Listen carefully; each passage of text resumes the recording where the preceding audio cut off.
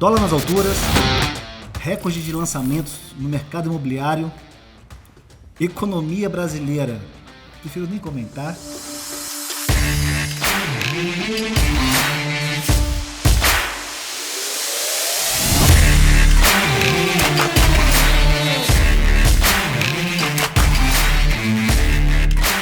Guerra política e o mercado imobiliário no centro disso tudo.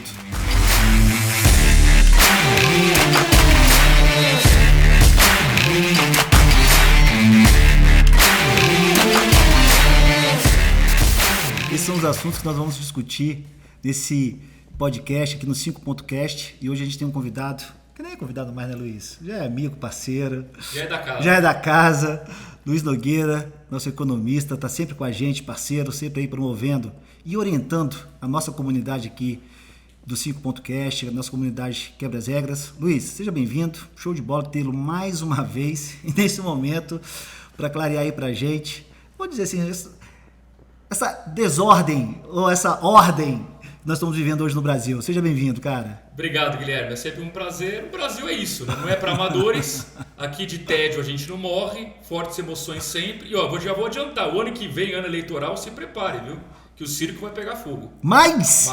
Tá doido, bicho. Aí a gente não aguenta, Luiz. A gente não aguenta. Aí o coração do corretor não bate, apanha. Mas vamos lá, Luiz. Eu quero aqui, pra gente começar esse bate-papo nosso aqui do 5.cast, antes de a gente falar do atual cenário brasileiro, vamos começar com coisas bacanas que a gente está vivendo aí hoje. E a gente trouxe aqui o mercado 5.0 e a gente fala muito aqui sobre o mercado de dados. A gente vem aí ainda o mercado imobiliário de um mercado ainda muito carente de tomada de decisões orientado a dados. A gente vê aí uma blindagem muito forte das empresas, dos profissionais, na segurança dos dados, das informações. Não estou falando aqui da lei de proteção de dados, nada disso. Estou falando o seguinte, o dado é meu, eu cheguei primeiro e não dou para ninguém. Com o Open Bank, que é esse assunto que eu quero trazer para você, isso já mostra uma forte tendência de mudança, cara. A gente está falando de um mercado bilionário, né? Um mercado riquíssimo e que vem aí com um comportamento muito forte com o Open Bank. Então eu queria que você primeiramente explicasse para a gente o que é o Open Bank, o que muda, e aí depois a gente vai trazer esse olhar para o mercado imobiliário. Maravilha. Bom, o Open Bank, Guilherme, é o seguinte: o Banco Central, junto com todo o sistema financeiro, resolveu quebrar esse monopólio das informações. Como é que era até então? Se eu sou cliente do Banco X, só o Banco X conhece meus dados. O Banco Y não consegue oferecer nada para mim porque eu sou cliente do concorrente dele. A ideia do Open Bank é, se eu, cliente, autorizar, isso é importante ficar claro, o cliente tem que autorizar, não é nada imposto, eu vou poder receber ofertas de qualquer banco. Então, ofertas de todos os produtos que você pode imaginar. O principal deles é o crédito, obviamente. Então, qual é a pegada aqui? Eu tenho um crédito com o Banco X, que me cobra, por exemplo, 5% ao mês de juros. O Banco Y vai enxergar, através do Open Bank, que esse banco está me cobrando 5%, vai poder chegar para mim, mesmo eu não sendo cliente dele, e falar: escuta, Luiz, você não quer ter a mesma oferta de crédito por 4,5% ao mês? E eu vou poder dizer sim, ou vou poder dizer não. Porque se quebrou o monopólio da informação, ficou tudo aberto, daí a palavra Open, em inglês, Open Bank, quer dizer, são os bancos abertos a poder oferecer tudo para todo mundo. Em que pé estamos? Isso começou no início agora de 2021, com a primeira etapa que foi, os bancos tiveram que padronizar todas as informações, porque se a gente não padroniza, não tem como comparar. A segunda etapa começou agora em agosto, em que os clientes já estão podendo dizer sim, eu quero ter os meus dados compartilhados com todo o sistema. Agora, na virada de agosto para setembro, vem a terceira etapa, que é os bancos vão poder começar a oferecer crédito, comparando essas taxas. E até o final do ano vem um grande passo em que eles vão poder oferecer qualquer coisa. Qualquer coisa, por exemplo, uma oferta de câmbio, vão poder te vender dólar, por exemplo. Qualquer produto financeiro que o banco ofereça, ele vai poder oferecer para um cliente que não é dele com uma taxa mais atraente. Bicho, vamos só recapitular aqui para a gente pontuar aqui. Porque isso ao mesmo tempo é muito bacana, mas ao mesmo tempo criou-se um novo mercado. Totalmente. Né? Eu vou até usar aqui o exemplo que eu gosto muito do filme Matrix, resetou a Matrix. Isso. Porque A gente até então, a gente tinha uma regulamentação que os dados do Guilherme Machado estavam no banco X e esse banco era detentor único desses dados. Eu não tinha nem o direito de solicitar, pedir transferência. O meu histórico bancário era de propriedade do banco que eu tinha conta. Isso. É isso. Né? Com o Copbank agora, eu posso solicitar ao banco que eu sou correntista, ou ao banco que eu tenho algum relacionamento, falar, ó, abre os meus dados. Abre para o mercado. Abre o mercado. E fazer oferta. E aí, por exemplo, vamos botar que eu tenho um crédito no banco Y. Isso.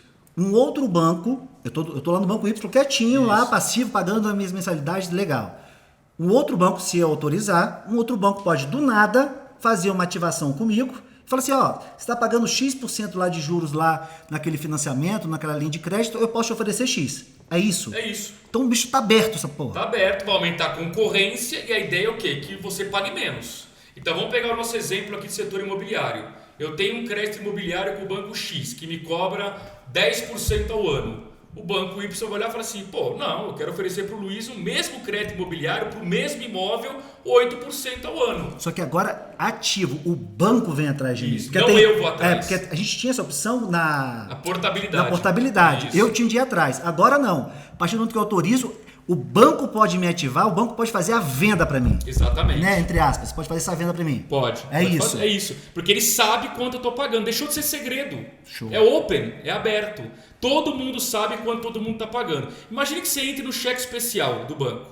O banco está te explorando lá. O concorrente vai olhar e falar o seguinte, ô Guilherme, para de ser explorado por esse banco, vem aqui que eu te dou uma linha de crédito, você quita essa dívida que você tem com esse banco e você passa a ser meu cliente também. Cara, isso é muito legal, porque assim, a gente está falando aí do mercado 5.0, que é o mercado da inclusão e é o mercado da liberdade de escolha. A gente fala muito isso na metodologia, né? O cliente, ele precisa escolher o que ele quer. E mais do que nunca, em cima do que você está dizendo e trazendo para o mercado imobiliário, a relação entre a instituição e esse cliente, ela se torna cada vez mais imprescindível. Porque agora já não é mais atrair novos clientes. Agora é retenção pela relação. Sim. Né? Isso muda totalmente o mercado. Totalmente. E a tendência é isso, outros mercados virem com essa possibilidade, ou virem atrás com essa abertura também dos meus dados em outros negócios também. Sim, imagine, por exemplo, sou cliente de uma operadora de celular. Isso. Né? Tem um plano de X internet por mês por, sei lá, R$100. O concorrente vai poder falar, Luiz, eu te ofereço o dobro de internet pelo mesmo preço, vem para mim. Cara, isso é muito legal pelo seguinte, trazendo um pouco para o mercado imobiliário, Luiz, o que a gente observa aí? Vamos pegar aqui o CRM de empresa, os dados, por exemplo. Eu deixei um imóvel à venda na imobiliária X. Estou dando um exemplo. Ou na imobiliária X. Essa imobiliária não vendeu meu imóvel. Então, eu sou proprietário, deixei o imóvel à venda na imobiliária e eu tenho ou teria um histórico do meu imóvel nessa imobiliária. Tipo, quantas visitas teve, quantos leads foram gerados, com quantas pessoas esses profissionais falaram. Só que aí, em um determinado momento, eu estou insatisfeito com essa empresa e quero tirar a imobiliária de lá, o meu imóvel de lá, ou quero deixar também a venda em uma outra empresa ou com outro profissional.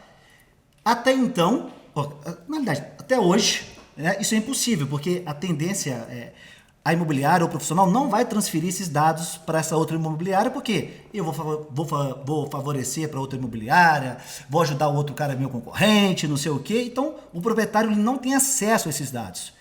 Se a gente pegar, eu vou chamar aqui de tendência, tá?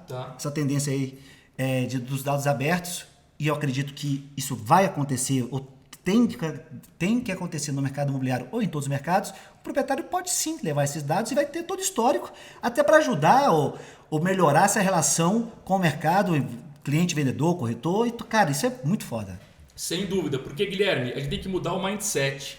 Quem é o dono do dado, ou deveria ser o dono? É o dono do imóvel, não é a imobiliária. Perfeito. O dado é dele. Perfeito. Então, isso muda o jogo, porque as imobiliárias vão ter que ganhar na prestação de serviço, no atendimento, e não mais no monopólio do dado. Eu só sou bom porque eu sou o único que conheço o histórico daquele imóvel. Não, isso vai mudar. Perfeito. Mais cedo ou mais tarde vai impactar todos os mercados, inclusive imobiliário. Por enquanto, o impacto direto é no crédito imobiliário. Perfeito. Esse já é o primeiro caminho. Mas eu não tenho dúvida que isso vai atingir todos os mercados. Mesmo porque, né, Luiz, eu sempre falo o seguinte...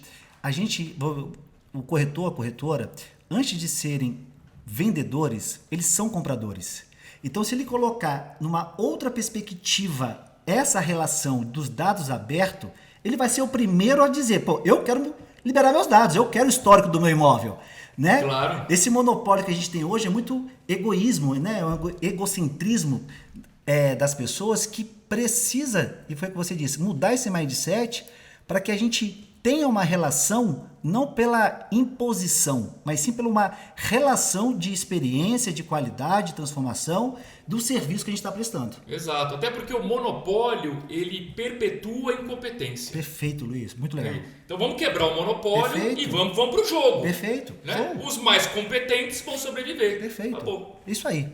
E aí, quem nos ouve aqui agora no 5.cast, pessoal, parece que não vai chegar na gente ainda. Não, isso já chegou nos maiores mercados mundiais, que é o mercado financeiro, né? Então, é uma realidade que muito em breve nós do mercado imobiliário teremos também essa opção Sim. de ter o histórico, uma relação mudada aí entre cliente vendedor, cliente comprador e com nós mesmos profissionais aí do mercado. Mas legal, é um assunto ainda muito pouco difundido no mercado imobiliário, por isso que eu quis trazer logo nesse início de conversa, até para a gente tomar nota e começar a fazer essa transição, vamos botar assim, para esse mercado 5.0, onde mais do que nunca os dados abertos precisam também ser entendidos como comportamentos humanos para que a gente consiga antecipar essas boas experiências que o mercado, que o cliente hoje exige.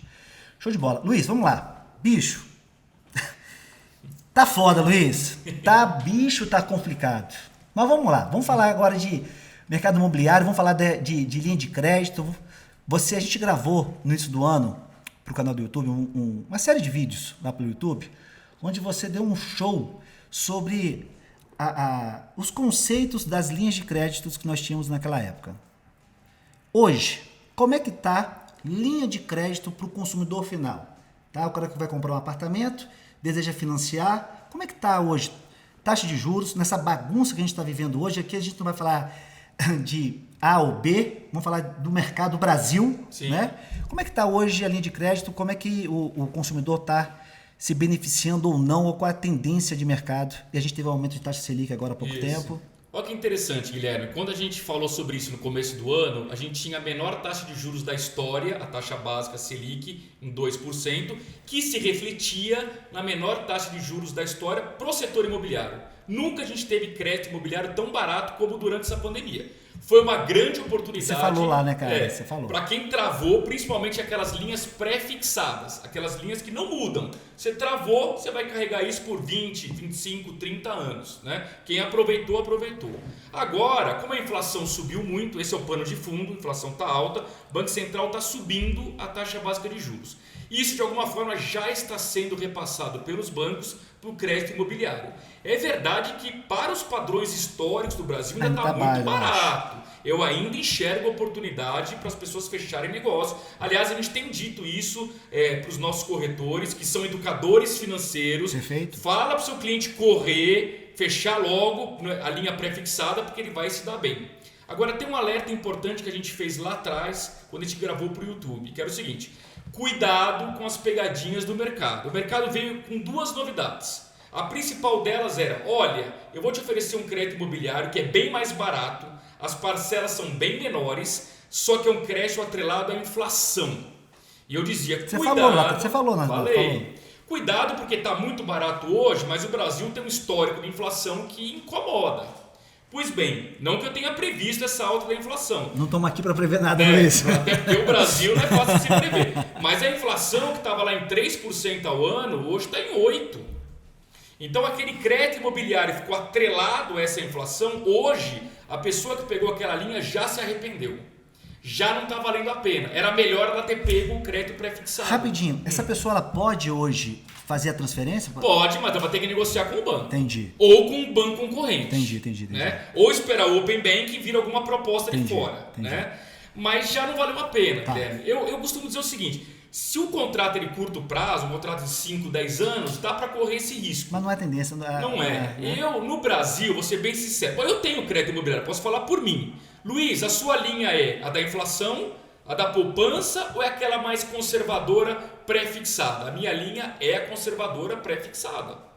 Porque eu não quero correr esse risco. Eu conheço o Brasil, o histórico do Brasil. E bicho, falar em histórico do Brasil, vou fazer um outro recorte aqui, Luiz. Você falou que a linha que o financiamento ainda está alto em relação ao início do ano, mas... Tá bem vantajoso. Cara, agora, bicho, e aluguel GPM? Ah, bom, aí vamos falar de um outro problema. Caraca, que é o maldito IGPM, tá 35% ao ano. Então, assim, quem tem contrato de aluguel que é reajustado pelo IGPM, primeiro lugar, Guilherme, num contexto ainda difícil da economia, não dá para aceitar o dono do imóvel impor simplesmente 35%. Tá todo mundo negociando. Tá todo mundo tendo bom senso de fazer uma negociação, chegar no meio termo. Mas, assim, é o famoso risco que você faz um contrato atrelado ao IGPM, o IGPM ele é o que mais sobe. Por quê? Porque tem um peso de dólar muito forte. E o dólar, normalmente, o Brasil tem um problema, o dólar vai para as alturas. Mas o IGPM é um índice que quem administra aluguel trabalha com o IGPM, apesar de não ser, ele não é um índice do aluguel, é um índice que foi adotado, né? Sim. Não é isso? Mas ele é um péssimo índice. E ele deveria, na minha opinião, o mercado imobiliário deveria trabalhar para acabar com esse índice e trabalhar com a inflação oficial, que é o IPCA. Eu não vejo nenhuma lógica da gente atrelar o mercado imobiliário a preço de dólar, a preço de atacado, porque, para quem não sabe, o IGPM ele tem 60% da composição dele vem de atacado. Índice de atacado, que reflete o quê? É preço do petróleo no mercado internacional, minério de ferro, agronegócio, que não necessariamente está ali no dia a dia das pessoas. Então, o cara que vive de aluguel, ele leva um susto quando vem o IGPM de 35%. Eu acho isso muito ruim. Isso é do tempo que o Brasil tinha uma indexação muito grande. Isso é do tempo anterior ao Plano Real. E a gente não superou. Né? 25 anos depois do Plano Real, a gente continua aqui falando de IGPM. Né? Acho muito ruim. E é legal que você trouxe, cara, porque é o seguinte, as pessoas utilizam o GPM exatamente pela ausência de conhecimento do que é o GPM, o que está por trás do GPM, e aí o papel aqui do Instituto foi o que você falou, da educação financeira para os profissionais do mercado imobiliário, até mesmo para fazer essa mudança que você propôs aí, de não mais utilizar o GPM, porque, já ouvi diversas vezes, Luiz, não, porque o GPM é o índice que a lei, que a legislação obriga a usar o GPM. Não tem nada disso, né? Não. Isso é algo de mercado que foi adotado e que agora está aí intrínseco no mercado. É uma herança maldita que ficou, que a gente não superou isso. O Brasil não superou o passado inflacionário. E vamos lembrar que eu falei, na verdade o Plano Real é de 94, então nós temos aí, me ajuda aí, 26 anos de Plano Real, né? 26 anos. Pô, já estava na hora de ter superado isso. A gente tem, assim, uma molecada de 20, 25 anos já no mercado de trabalho que não nasceu com inflação. Nem sabe o que era. Você tá meio velhinho. Não, eu sou dessa época, bicho. Né? No mercado, as maquininhas loucas lá. Ia na padaria, eu brinco que o preço do picolé da Kibon mudava toda semana. Né? Gelato, lembra? Isso aí, lembra. Mudava toda semana. Mas a gente tem muita gente já, 20, 25 anos, que não sabe o que é isso, não viveu isso. Isso para eles é história, contada em livro. De repente as pessoas são surpreendidas. Pô, imagina uma pessoa de 20 anos que mora de aluguel, recebe um reajuste de 35%. Ele não está acostumado a isso não faz parte da vida dele. Então eu acho que ele tem que superar isso. Isso aí tem que ser aniquilado, não funciona. E aí fica aí o convite para quem nos ouve aí agora. Muito mais do que ouvir esse bate-papo nosso, a gente precisa também começar a promover essa mudança, né, Luiz? Acho que questionar isso e começar a levar para o proprietário, para o locador, essa consciência do que é o índice, por que a gente tem esse índice, acho que é o papel também nosso, enquanto educador financeiro, né, de fazer essa transformação para o mercado imobiliário. Os próximos capítulos, só para a gente fechar esse assunto, de GPM, qual é o seu olhar futuro aí para o GPM? O olhar é o GPM se acalmando, mas como ele está em 35%, ele vai diminuindo para 30%, para 25%, para 20%, mas a gente tem aí ainda vários meses com o GPM muito alto. E 2022, ano de eleição, a tendência... o ano que vem, assim, eu espero que o GPM caia já para um patamar de 10%. Você acredita nisso? Acredito. Porque depois quando mesmo sobe, nessa bagunça que a gente tá... Mesmo, porque depois que ele sobe muito, ele acalma. Entendi. É natural, é cíclico isso. Entendi. Mas esse momento dá um susto danado. Caramba. Né? Luiz, uma coisa que me chamou a atenção, cara, só pra gente voltar, e a gente avançar, porque assim, quando você falou sobre a linha de crédito, que a inflação está subindo e o Banco Central teve mexeu na taxa Selic, Uma pergunta até para a gente ter uma clareza a mais, porque, cara, me incomoda muito quando eu vejo postagens, principalmente em redes sociais, das pessoas postando bem assim, a taxa Selic baixou, a taxa Selic não sei o quê, tá na hora de você comprar imóvel. E as pessoas não sabem, muitas vezes, nem o que é taxa Selic, sacou? Então, assim, essa promoção sem clareza, ela é uma coisa que me incomoda muito, porque eu acredito que o profissional, que a gente tem, de fato, muito mais do que postar, educar o mercado. Mas minha pergunta é o seguinte, no seu olhar enquanto economista, por que a inflação, parece que é uma pergunta boba, mas é importante até para a gente deixar claro aqui no nosso bate-papo, por que essa inflação está vindo aí forte? Cara, gás, gasolina, o mercado tá uma loucura, bicho, Sim. Tá foda. Isso impacta muito na cadeia, porque desemprego, risco, enfim. A própria construção civil, né, tá com insumos muito caros. Caríssimos. E, cara, vou falar sobre esses insumos, mas qual é o seu olhar aí sobre essa inflação aí? Por que a inflação desandou da noite pro dia? Por causa da pandemia. Tem um culpado aqui nessa história, a pandemia. Mas você acha que se não fosse pandemia não teria inflação? Não teria. A pandemia desarrumou a economia, a gente precisa ser realista. Mundial. A pandemia jogou todo mundo pra dentro de casa, recessão no ano passado. De repente reabre, sai todo mundo igual um maluco, somente lá fora, comprando, consumindo, e as indústrias estavam preparadas. Hoje, Guilherme, a gente tem problema de falta de carros novos, porque não tem o chip que roda dentro do carro. Então, porque o aço está muito caro, porque a China começou a comprar minério de ferro, o preço disparou, o aço subiu junto. Então está faltando componente, é a velha lei da oferta e da demanda. Tem muita gente demandando nessa reabertura da economia e não tem produtos para ofertar, o preço sobe. Então a pandemia tem muita culpa. Quando você fecha a economia global, você atinge as principais cadeias produtivas, você reabre do nada por causa da vacinação, felizmente, e essa reabertura ela vem numa avalanche que não dá tempo do mercado se equilibrar. Qual é a boa notícia? Se está tudo caro, vai ter muita gente interessada em produzir aquilo que está caro. Então aos poucos a oferta daquilo que está caro vai crescer e vai se equilibrar de novo. Então calma que as coisas vão voltar aos eixos. Mas até voltar aos eixos fica tudo muito caro. No caso específico do Brasil, eu queria colocar um adendo aqui. Como o ano passado foi um ano de crise e o governo injetou bilhões e bilhões, estou falando de bilhões, 320 bilhões de reais em auxílio emergencial, isso também fez com que vários mercados entrassem em parafuso. E no nosso exemplo aqui é material de construção.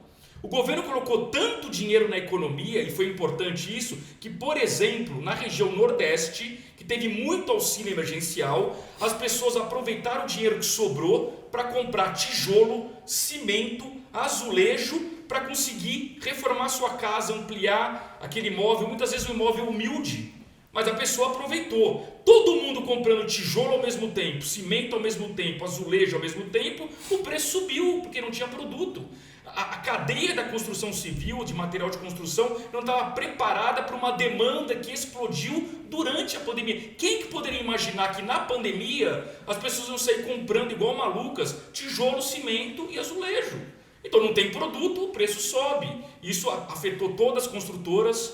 Hoje uma construtora que vendeu um imóvel na planta ano passado, hoje está construindo com um custo muito maior do que ela tinha imaginado. Está apertando a margem delas. Hoje, imóvel para moradia popular está muito difícil. Por quê? Porque é um imóvel com um preço mais baixo, só que o custo de produzir o imóvel é o mesmo do imóvel de luxo. O cimento é o mesmo, o azulejo claro, mais ou menos o mesmo, o tijolo é o mesmo. Então assim, está caro para todo mundo, mas isso vai aos poucos entrar nos eixos conforme a indústria for produzindo mais, porque está atraente produzir também. Luiz, você falando, cara, assim... O contexto que você criou, o que eu ouvi, é que a inflação que a gente está vivendo hoje não tem nada melhorar. Não está diretamente ligada à gestão do governo. Não tá. No seu olhar não tá. Não tá. E vou dar mais um exemplo, tá? Hoje... Porque a percepção social que a gente vê, e a gente está vivendo aí uma situação de extremos hoje, né? Sim. Mas o movimento que se observa e as críticas que têm sido feitas é exatamente de gestão. Pelo que você está falando, pelo que você está me deixando entender, não diretamente. Não diretamente, porque se você quiser dizer o seguinte, o governo exagerou no auxílio emergencial e isso impactou a inflação, ok, é uma crítica válida. Eu acho que é fácil criticar nesse aspecto se você não sabia qual era o montante que precisava para salvar a população de um colapso na maior pandemia da nossa geração, maior pandemia em 100 anos. Quanto o governo tinha que ter colocado dinheiro na economia para evitar um caos social no passado? É fácil calcular hoje. O difícil era lá atrás tomar essa decisão. E também nem sabia quando é que isso ia acabar, qual o ciclo disso, né? Agora, o outro ponto, Guilherme, por que a inflação está alta? Mais um exemplo, energia elétrica. Disparou o preço. Está tudo alto, Luiz. Mas por que disparou? Gasolina, bicho, tá tudo... Eu vi hoje uma reportagem sobre de aplicativo, que ninguém não está entregando os carros, está acabando o aplicativo, motorista de aplicativo, porque o custo Então, mas tá tudo muito absurdo. Vamos lá, para pegar esses dois exemplos bem rapidinho aqui. Energia. Por que a energia está cara? Porque não choveu. Que culpa o governo tem que não choveu? Deveria ter chovido entre setembro do ano passado e abril desse ano, que é o período chuvoso na região centro-sul do país. É o período que chove. Quando é que chove aqui em São Paulo? No verão. O verão é chuvoso. O inverno é seco. O verão é chuvoso. Não choveu. Se não teve chuva, não abasteceu os reservatórios das usinas hidrelétricas. 70% da energia do Brasil é produzida por usinas hidrelétricas. Precisam de água. Se não tem chuva, não tem água. Bom, o que o governo tem que fazer?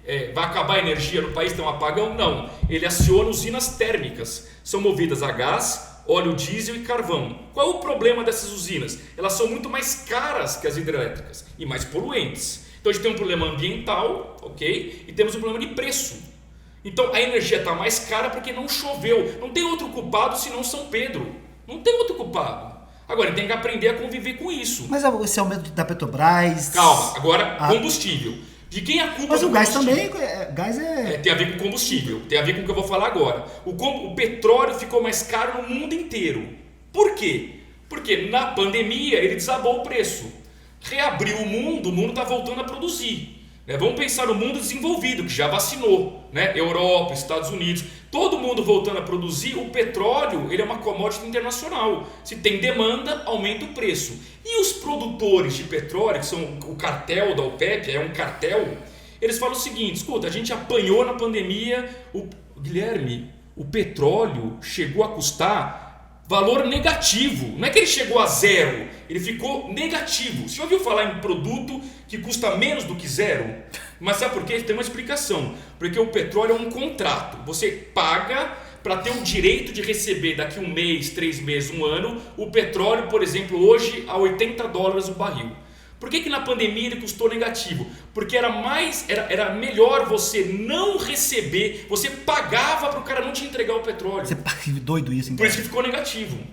Então eles perderam muito dinheiro. Acabou a pandemia, mas relativamente acabou.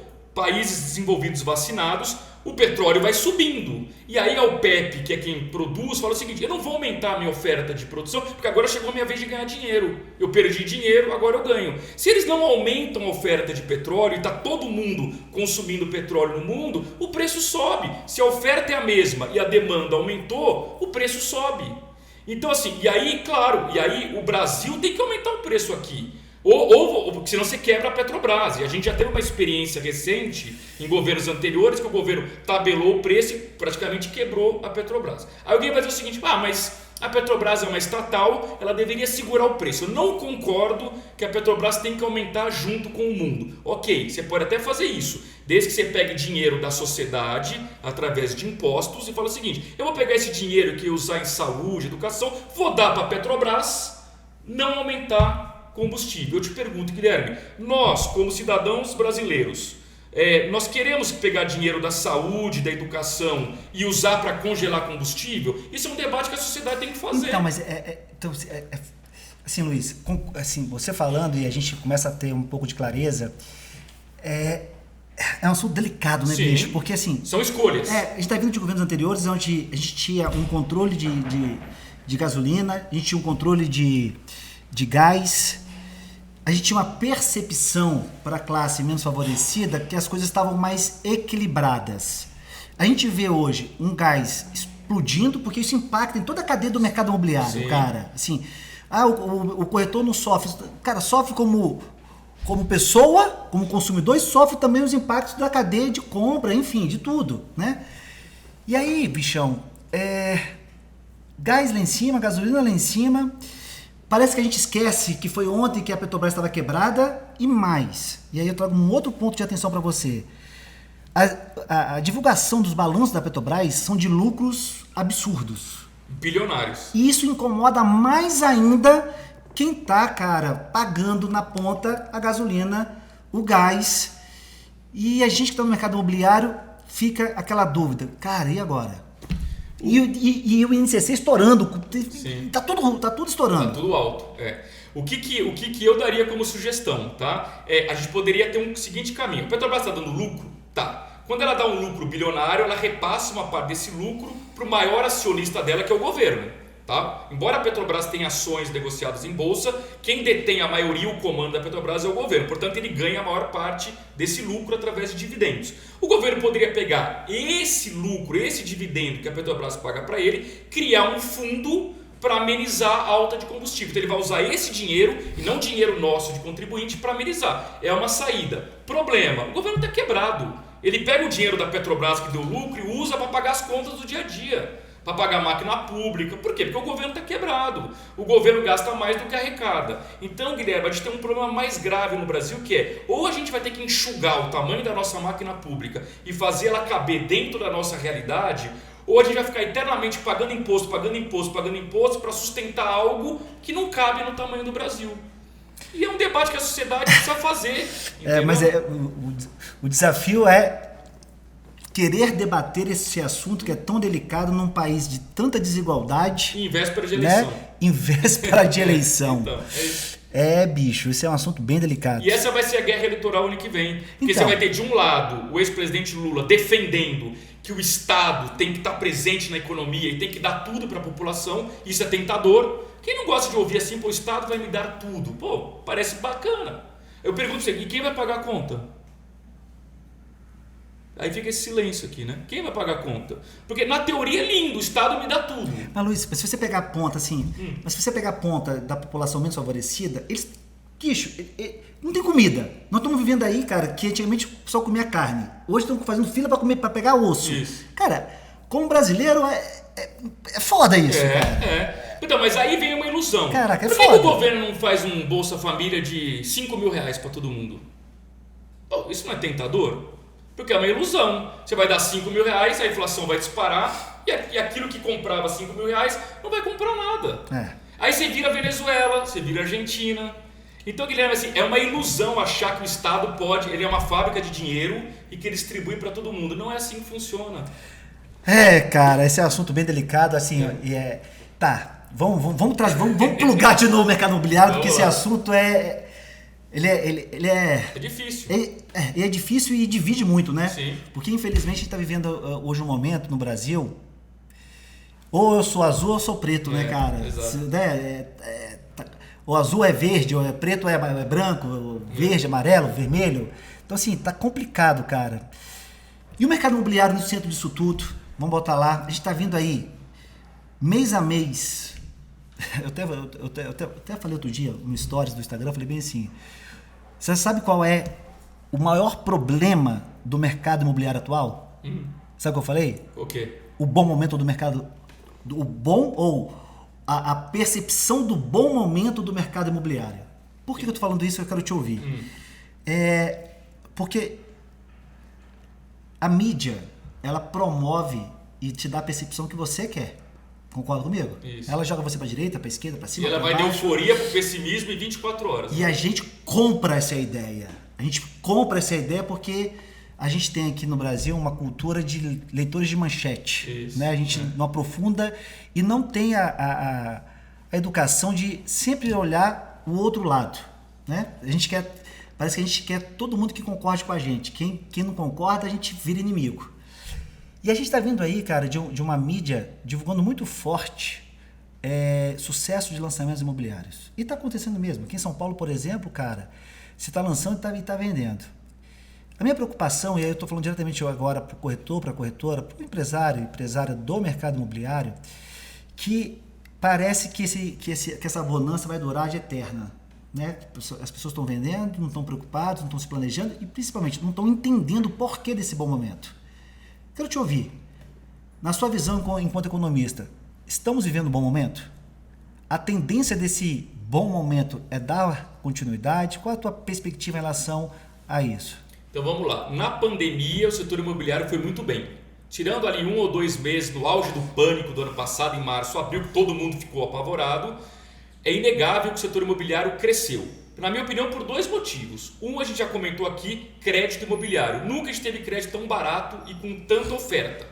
E é um crédito seguro porque ele é atrelado ao imóvel. Se você não pagar, o banco toma o seu imóvel, então todo banco quer emprestar o crédito imobiliário. Então isso foi o grande motor do setor. Tinha crédito para todo mundo, até para quem estava sufocado tinha crédito. O segundo ponto, a pandemia despertou um desejo das pessoas de trocarem de imóvel. Eu morava num imóvel muito apertado, fui obrigado a trabalhar em casa, home office, não me senti confortável, fazia tanto tempo que eu não ficava dentro da minha casa, quero um imóvel maior.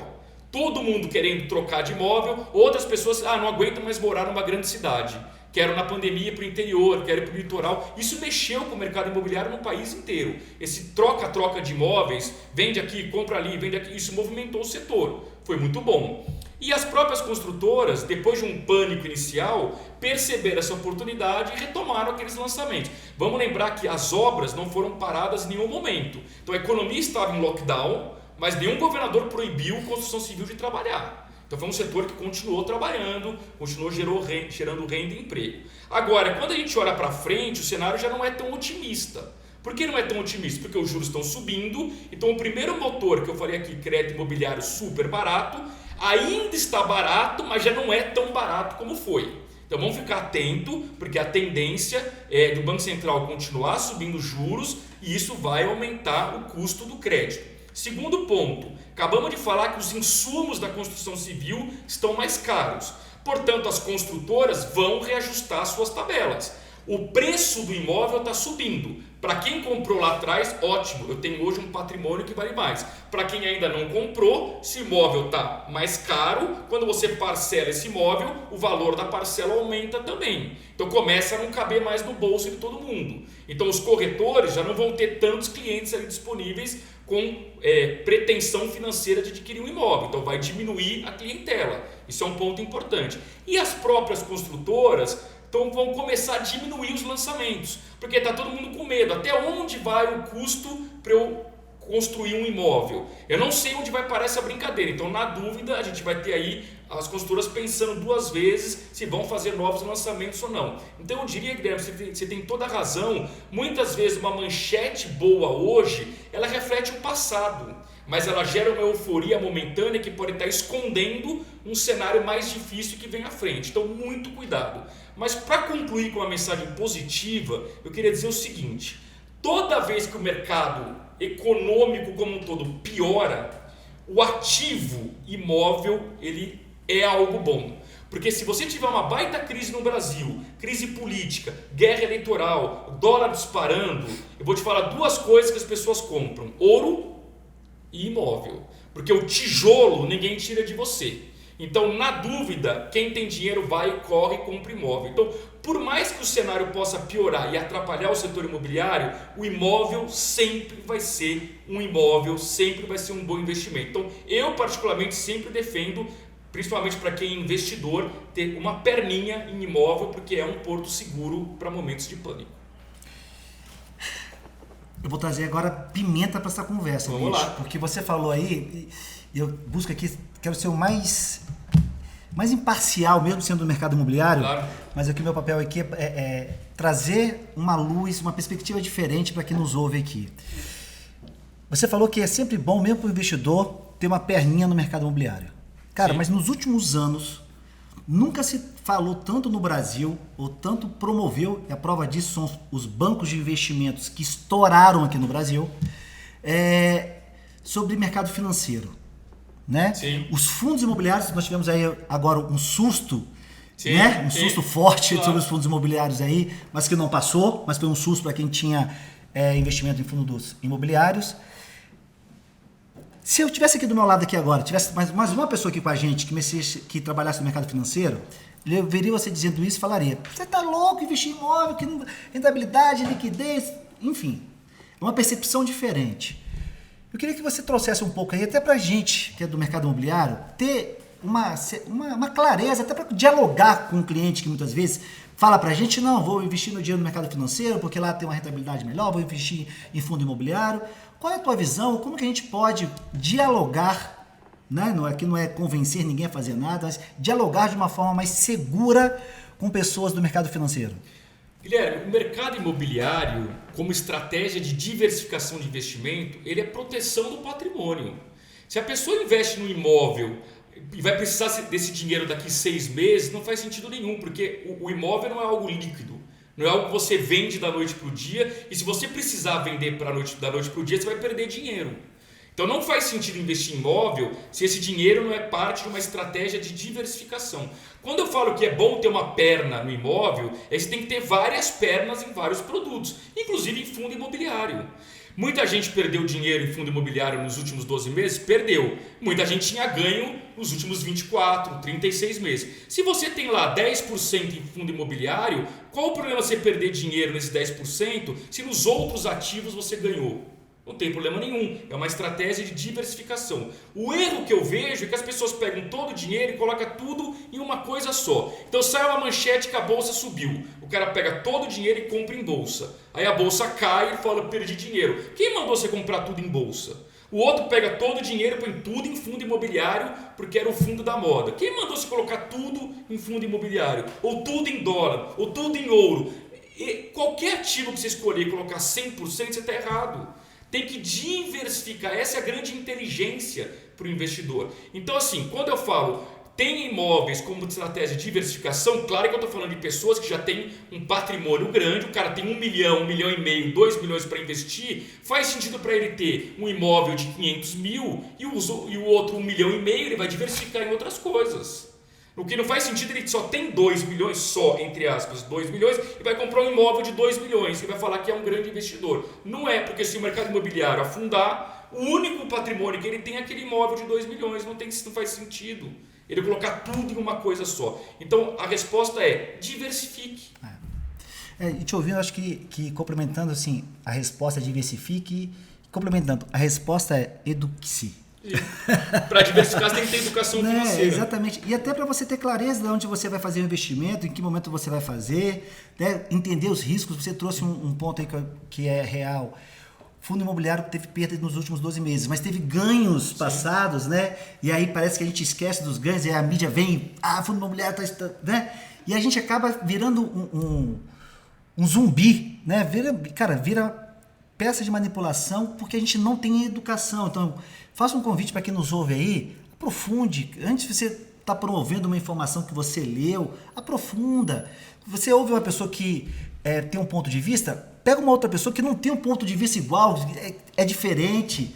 A divergência, ela gera uma convergência, mas essa convergência tem de ser de alguma forma o seu entendimento dentro do seu contexto, dentro da sua própria realidade, né, Luiz? Exatamente. A gente precisa promover isso, né, cara? Precisa. E assim, eu gosto muito do imóvel, Guilherme, também como proteção contra a inflação.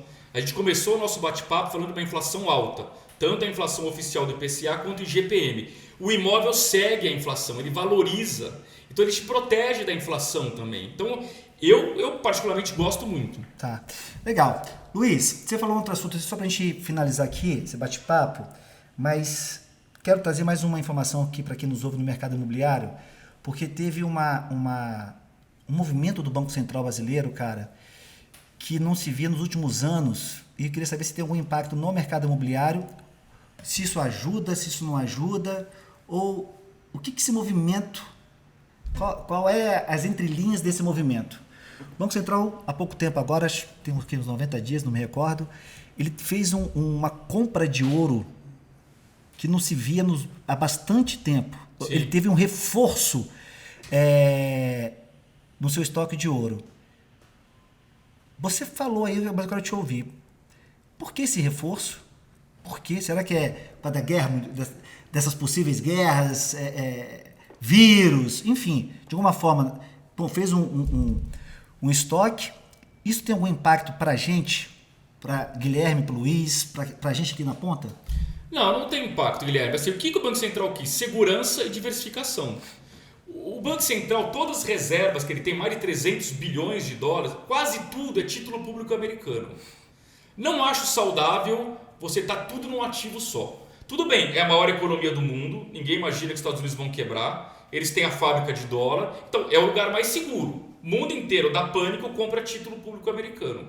Agora, é saudável você ter só isso? Não. O Banco Central viu ali uma oportunidade de comprar ouro num preço bacana e trocou um pouquinho de título público por ouro. Uma forma de diversificar suas reservas. Provavelmente, com o passar do tempo, vai ter um pouco mais de euro também, vai ter moeda chinesa, moeda japonesa, no futuro vai ter criptomoeda. Então, assim, é uma forma de diversificar. Agora, isso tem impacto na nossa vida, no dia a dia? Muito pouco.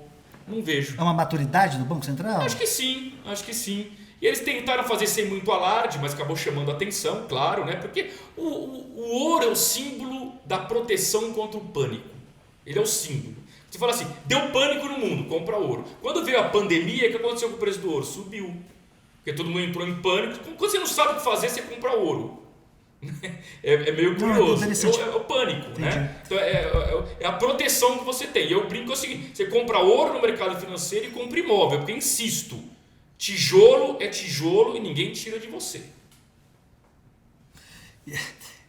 Agora, por favor, que nos ouve, não vai ficar promovendo igual um papagaio, não, tijolo. Ouve o podcast de novo, né? Tenha uma base, tendo um contexto, porque para não recortar aqui uma parte e promover algo que a gente entende que não é a base desse podcast, que a base nossa é educação. Até porque, só para concluir, Guilherme, do ponto de vista financeiro, se você fizer conta, em muitos casos vale mais a pena morar de aluguel do que comprar um imóvel. E aí é um outro tema polêmico.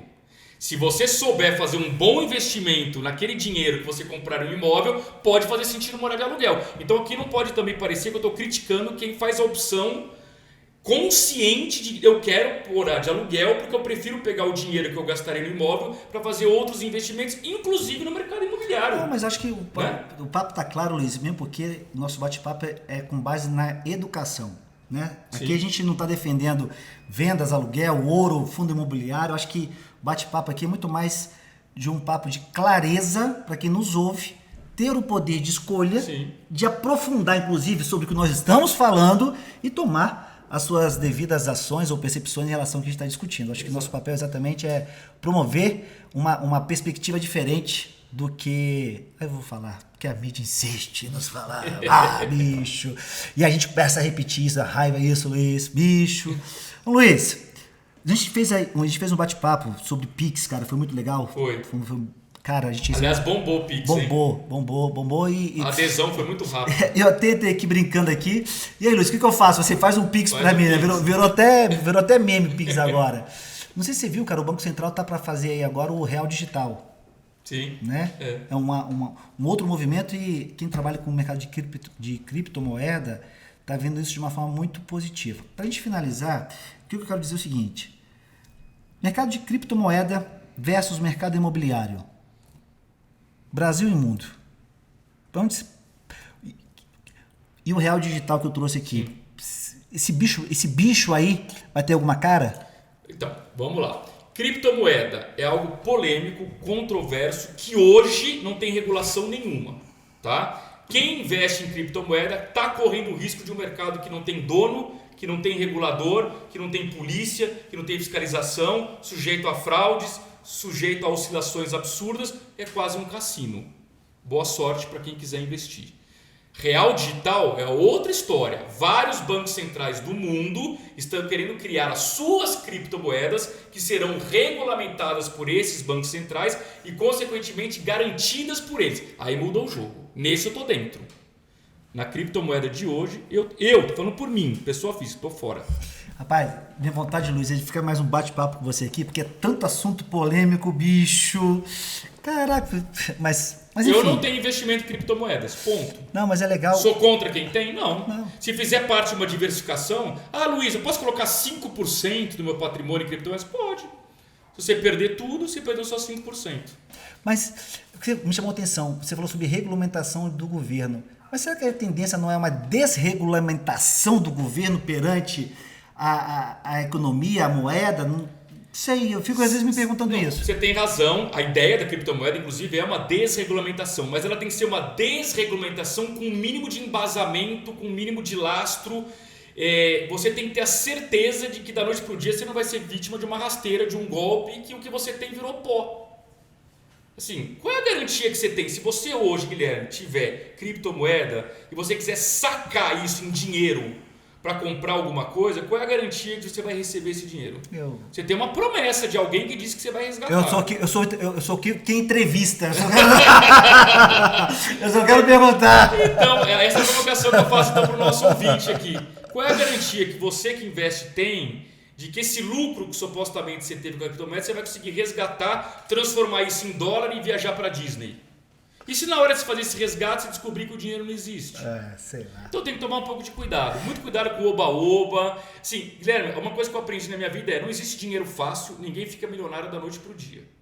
Tá? Quando isso começa a ser algo muito parecido com um cassino, eu fico um pouco o pé atrás. Luiz, sempre muito bom falar com você, cara. Você tem uma didática, uma forma de falar sobre economia, né, cara?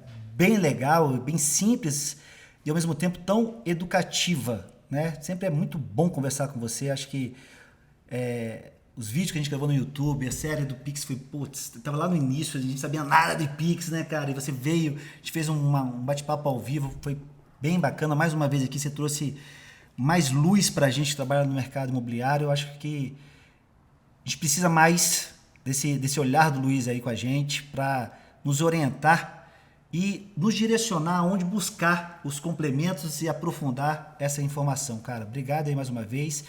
E a gente sempre termina com uma pergunta, Luiz, para os nossos convidados. A pergunta é o seguinte. Na verdade, vou fazer duas perguntas para você. Eu tô gostando do bate-papo. Uma pergunta é o seguinte. O que é para o Luiz quebrar as regras? E a segunda pergunta é, o que ninguém sabe, assim, o que não está exposto de forma massiva, de forma clara nas suas redes sociais? Algo bem intimista que a maioria das pessoas ainda não sabem do Luiz. Tá. Então deixa essas duas respostas aí pra gente. Vamos lá. O que é para mim quebrar a regra? É você pegar o teu exemplo, você falou muito da mídia, né? É você pegar o que está sendo divulgado e enxergar que o caminho pode ser outro, não é o caminho do consenso que a mídia tenta te impor. Pode ser um caminho contrário, pode ser um caminho não necessariamente contrário, mas um caminho alternativo. É enxergar que de repente aquela tendência que estão te vendendo, ela pode ir para um outro lado, ela pode ser diferente. E quebrar a regra é ter a coragem de encarar isso, tomar decisões e correr risco respeitando o seu perfil de risco. Então, se eu acho que o mercado está indo para a direita e não para a esquerda, e eu estou propenso a correr o risco de ir para a direita, eu acho que você quebra a regra e vai para a direita, é uma forma de encarar uma oportunidade. O que as pessoas não me conhecem, que não está nas minhas redes sociais. Bom, de fato, nas minhas redes sociais eu coloco basicamente só questões profissionais, da área da economia, né? O que as pessoas talvez não conheçam da minha vida é que eu sou um cara assim, tento ser um cara tranquilo, que de uns anos pra cá, Guilherme, eu tomei uma decisão muito forte na minha vida a partir do nascimento do meu filho. Eu tenho um filho de 8 anos, que eu tentei adotar uma estratégia em que eu procuro equilibrar mais o meu lado profissional com o meu lado pessoal. E eu, com a minha origem, embora eu seja economista, a minha origem é o jornalismo, eu trabalhei na minha juventude muitos anos assim de madrugada, de sábado, domingo. Eu tinha uma vida bem maluca, mas que o jovem encara com naturalidade. Eu achei que aquilo foi um ciclo importante para a minha vida. E hoje eu prezo muito os meus momentos com a minha família. Então hoje eu já estou menos disposto a trabalhar de fim de semana, a trabalhar de madrugada. Eu prezo muito os momentos que eu tenho com o meu filho. O que para muita gente na pandemia foi uma grande novidade, trabalhar home office, para mim já era desde 2018 um estilo de vida que eu adotei. Então hoje eu trabalho muito mais em casa, acompanho os meus filhos em vários momentos. Então as minhas redes sociais eles não mostram que eu estou praticamente todo dia de manhã no clube com ele, acompanhando ele no futsal, jogando tênis com ele, fazendo atividades esportivas, correndo na rua, atividade que eu gosto de fazer, e eu consigo conciliar isso muito bem com a minha atividade profissional. Eu acho que a hora que eu atingi esse equilíbrio entre o pessoal e o profissional foi o momento que eu atingi a minha maturidade como pessoa. Não poderia ter terminado melhor esse bate-papo trazendo aí, e eu vou me fazer uso das suas palavras. Eu estou com 45 anos, não tenho filho, mas confesso que estou vivendo, eu aprendi que tem certas coisas que só o tempo nos favorece, né, cara? E com 45 anos de idade, certas coisas a gente começa a entender de fato aquelas frases de Instagram, de como é que fala? De caminhão. As melhores coisas da vida não são coisas, né? E você trouxe esse olhar aí, de fato, acho que tem muito a ver com o propósito até do próprio Instituto, né? Ser gente que ajuda a gente transformou agora no primeiro hub de inclusão do mercado imobiliário, está trabalhando de fato com a base de educação de comportamento e isso tem... Não poderia ter terminado melhor, Luiz. Cara, que bom. Valeu, obrigado demais. Eu que agradeço. Pela participação, vamos marcar mais vezes. Vamos. Tá? E você que nos ouve aí, esse foi o 5.cast, o podcast do Mercado Imobiliário 5.0. Deixe o seu curtir pra gente, recomende o nosso podcast e vamos junto, de fato, fazer essa transição aí para o Mercado 5.0, onde vamos viver a essência de ser gente que ajuda a gente. Beleza? Um grande abraço e até o próximo 5.cast. O 5.cast é um oferecimento do Instituto QR. Até a próxima!